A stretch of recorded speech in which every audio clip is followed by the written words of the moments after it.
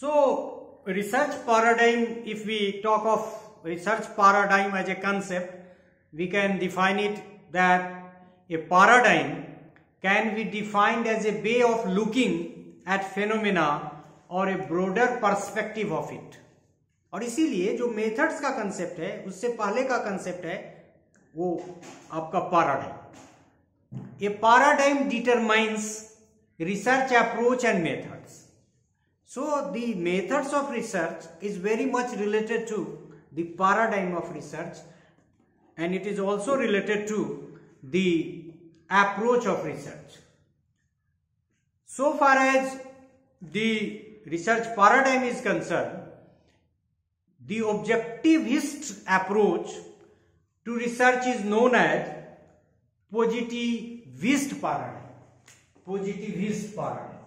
So let us write positivist. Or what is this? The objectivist, मतलब objective. The objectivist approach to research is known as the positivist paradigm, while the subjectivist approach to research is known as non-positivist.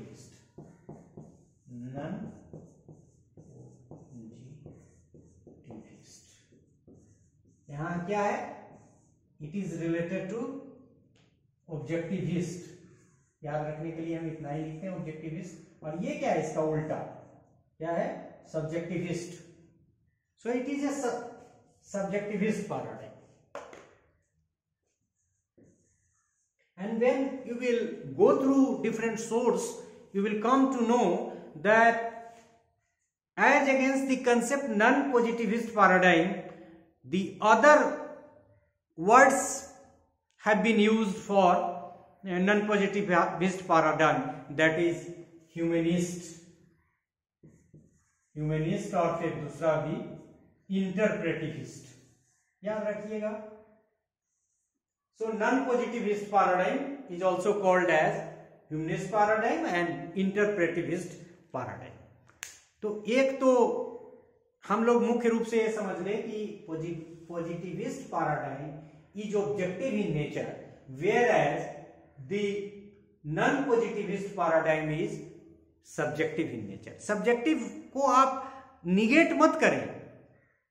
कैसे हम लोग आगे देखेंगे भी, क्योंकि जब सारी चीजों को जब हम मानव व्यवहार पे अध्ययन करते हैं तो दुनिया में मानव इतिहास में कोई दो व्यक्ति एक जैसा नहीं हुआ है, तो फिर इतना ऑब्जेक्टिविस्ट होके हम सारी स्टडी नहीं कर सकते हैं. और बाद में ये पॉजिटिविस्ट पैराडाइम के अगेंस्ट जो क्रांति हुई, तब ये नॉन पॉजिटिविस्ट पैराडाइम का जन्म हुआ, क्योंकि ह्यूमन बिहेवियर की स्टडी बहुत रिस्ट्रिक्शन के साथ नहीं की जा सकती, और तब बहुत सारे मेथड्स का भी जन्म हुआ.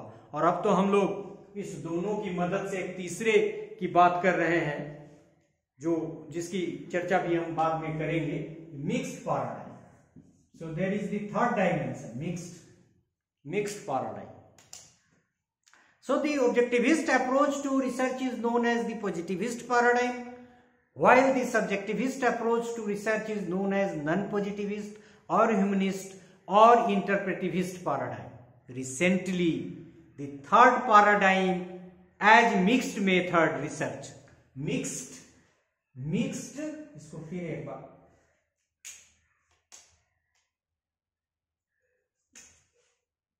mixed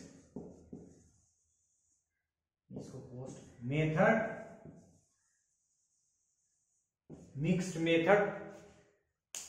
The third paradigm as mixed method research has been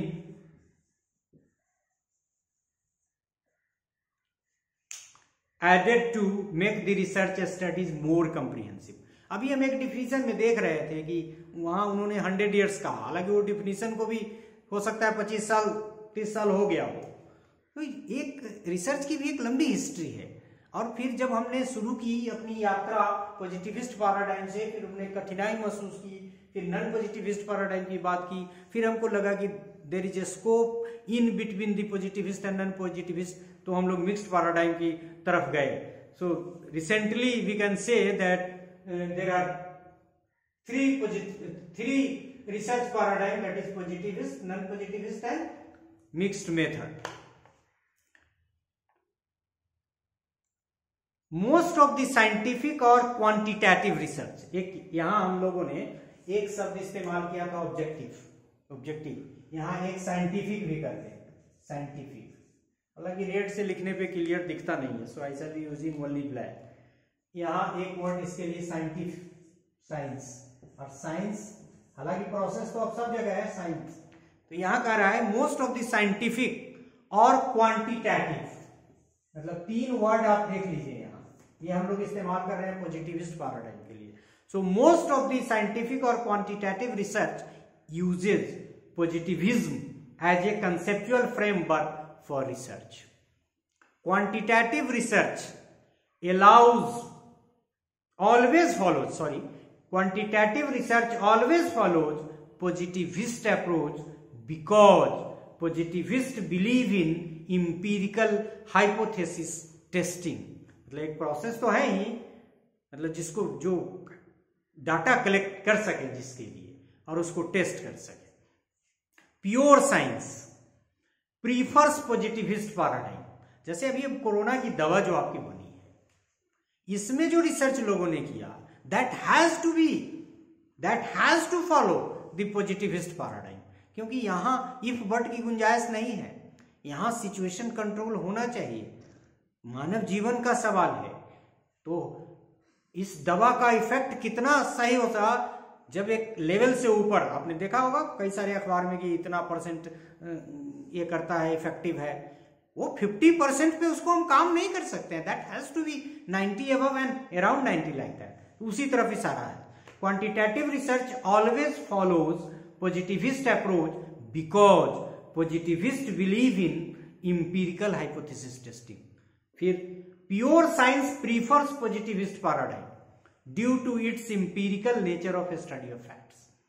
जैसे मैंने कोरोना का एग्जांपल भी दिया, अभी आप लोग चूंकि रिसेंट है, आपने देखा कि दवा बनने में इतना टाइम क्यों लगा, क्योंकि ये पॉजिटिविस्ट पैराडाइम से ही संभव था।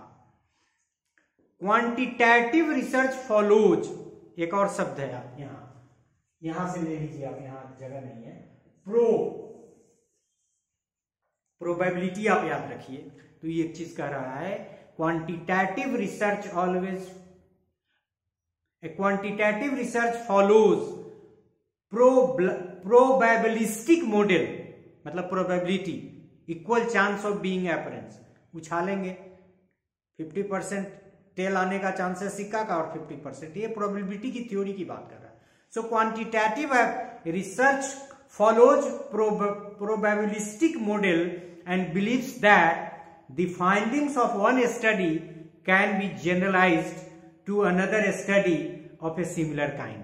हम लोग जब सैंपलिंग टेक्निक की बात कर रहे थे, प्रोबेबिलिटी या नॉन प्रोबेबिलिटी, तो उसमें भी हम लोगों ने काफी अध्ययन किया है। ये इशारा प्रोबेबिलिटी सैंपलिंग टेक्निक और प्रोबेबिलिटी प्रोसेस की तरफ कर रहा है, जिसका इस्तेमाल हम क्वांटिटेटिव रिसर्च और पॉजिटिविस्ट पैराडाइम में ज्यादा करते हैं। सो पॉजिटिविस्ट पैराडाइम के लिए कीवर्ड्स में ऑब्जेक्टिविटी है, ये साइंटिफिक है, ये क्वांटिटेटिव है, यहाँ पे प्रोबेबिलिटी है, ये सब याद रखेंगे तो और मदद भी इससे आपको हो जाएगी। So far as the other part is concern, for behaviour and social sciences, quantitative researches believe that behavior can be explained using a scientific approach to research. Any human behavior can be studied and predicted quantitatively.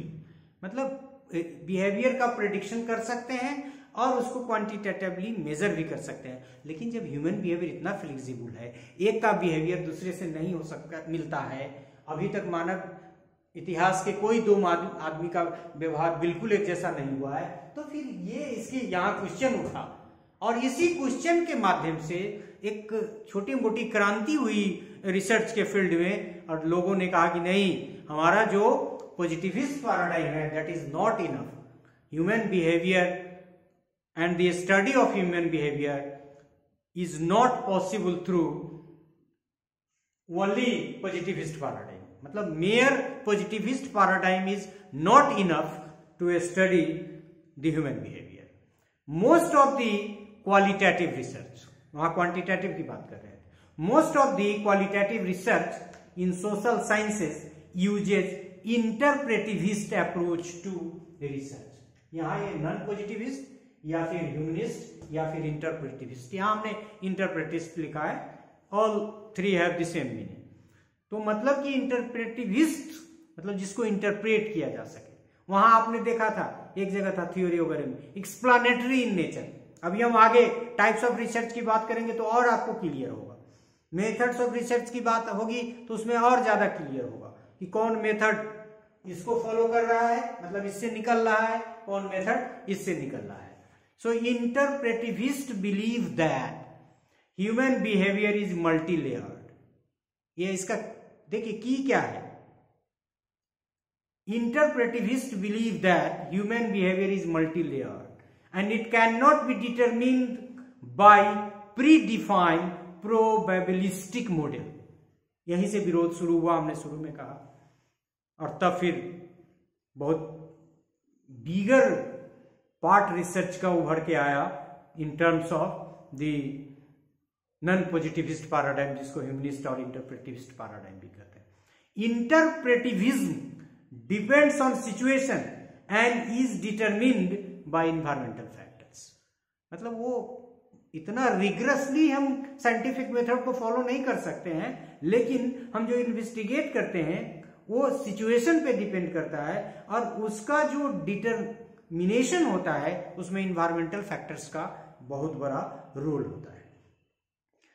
अब फिर हम एक बार अंतर कर रहे हैं, ध्यान से कुछ की वर्ड्स को आप लोग ध्यान में रखिएगा।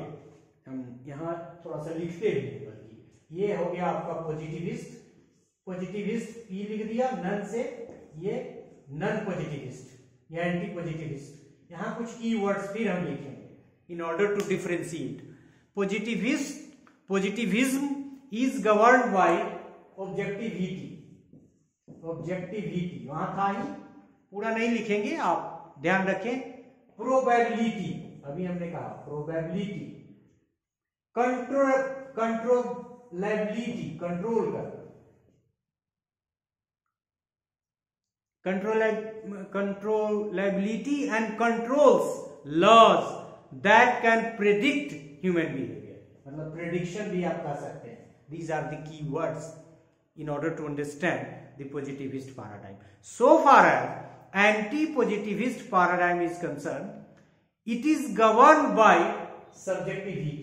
ये तो नीचे हम लोग ने लिखते हैं subjectivity, हम लोग ने वहां कहा भी, and studies human behavior।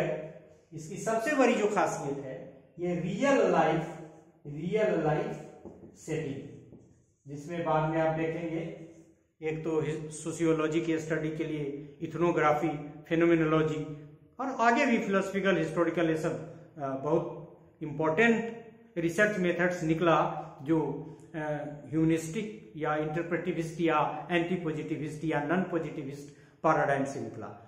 Both are opposite to each other and represent the reality in two different manners। मतलब ये कॉम्प्लीमेंट्री है, एक दूसरे के अपोजिट नहीं है। Now we shall talk of the research paradigm in educational research। Research and educational research, but educational research जो हम लोग एजुकेशन के as a discipline, education as a concept में जो हम लोग यूज करते हैं पैराडाइम, उसमें क्या क्या करते हैं, कैसे करते हैं। So educational research makes use of the approaches used in scientific research as well as those used in social science research.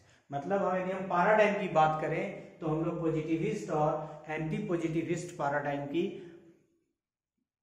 का इम्प्लीकेशन दोनों हम एजुकेशनल रिसर्च में करते हैं। एक तरफ तो रिगरसली स्टडी करके कंट्रोल ग्रुप और एक्सपेरिमेंटल ग्रुप की मदद से ट्रीटमेंट के इफेक्ट को पॉजिटिविस्ट पैराडाइम और एक्सपेरिमेंटल मेथड की मदद से करते हैं, और दूसरी तरफ ह्यूमन बिहेवियर की जो स्टडी करते हैं, ट्राइबल सेटिंग में जाते हैं, रियल इन्वायरमेंट की स्टडी करते हैं, किसी फिनोमेना की स्टडी करते हैं, फिनोमेनोलॉजी की बात जिसको करते हैं, तो दोनों तरफ इशारा करता है, हम दोनों को यूज करते हैं। Educational research uses methods derived from or based on positivist as well as non-positivist paradigm depending upon the nature of the problem being investigated. शुरू में हमने कहा कि ये जो paradigm है इससे methods निकले. जैसे हम यदि बात करें तो जो सबसे नियर है, जो सबसे प्योर पॉजिटिविस्ट पैराडाइम का मेथड है वो एक्सपेरिमेंटल मेथड है, जिसका एग्जांपल हमने अभी कोरोना वगैरह से दिया और मेडिसिन साइंस वगैरह में इसका ज्यादा इस्तेमाल होता है. लेकिन एजुकेशन में भी हम इसका इस्तेमाल करते हैं. जैसे किसी मेथड के इम्पैक्ट हमको देखना है, किसी ट्रीटमेंट का इफेक्ट देखना है, इवैल्यूएशन की किसी मैकेनिज्म के इम्पैक्ट को मेजर करना है, तो उसमें हमको पॉजिटिविस्ट पैराडाइम देखना होगा. And in the same time हम ये जो आपका बताया इथनोग्राफी और phenomenology, case study and like that, तो इसमें हम लोग एंटी पॉजिटिविस्ट पैराडाइम का भी इस्तेमाल करते हैं एजुकेशन एज ए डिसिप्लिन में. But as I have told, educational research recently has started to use mixed paradigm as well. So in nutshell, in the research paradigm part of our lecture, we can say that in research and also in educational research we use today